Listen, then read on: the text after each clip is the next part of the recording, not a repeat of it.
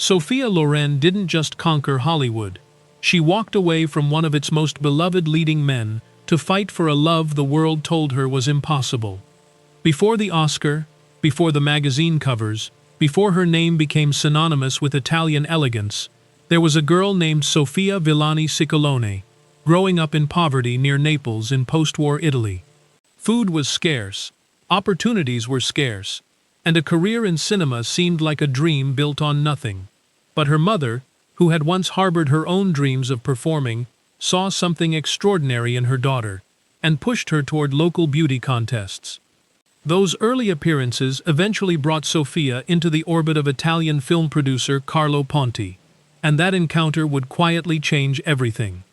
Carlo was already established, respected, and more than 2 decades her senior.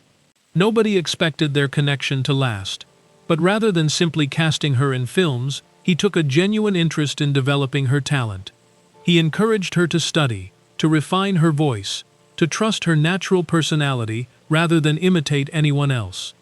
At a time when many believed international success required an actress to shed her identity, Carlo insisted that Sophia's authenticity was her greatest asset.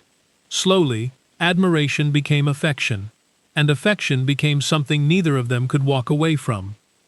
The problem was that Carlo was still legally married. Italian law at the time made divorce nearly impossible, and when the couple eventually married in Mexico in 1957, after Carlo pursued a foreign divorce, Italian authorities refused to recognize it. Overnight, Sophia found herself at the center of a very public moral debate. Critics attacked her character. The press ran damaging headlines. Religious groups condemned the relationship. For a woman who had worked so hard to earn respect, the scrutiny was painful, in ways that fame couldn't protect her from. Then came an unexpected complication. While filming in Hollywood, Sophia worked closely with Cary Grant, already one of the biggest stars in cinema. According to some reports and biographies, Grant developed genuine feelings for her, and hoped their relationship might grow into something more. It would have been an easier path. No legal battles, no ongoing scandal, no waiting for a law to change.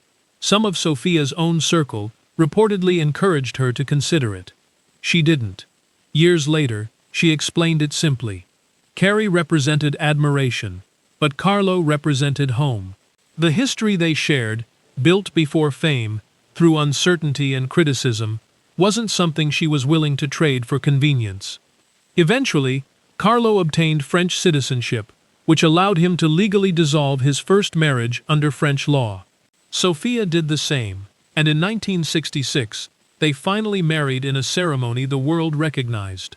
After nearly a decade of fighting just for the right to be together legally, they were officially husband and wife.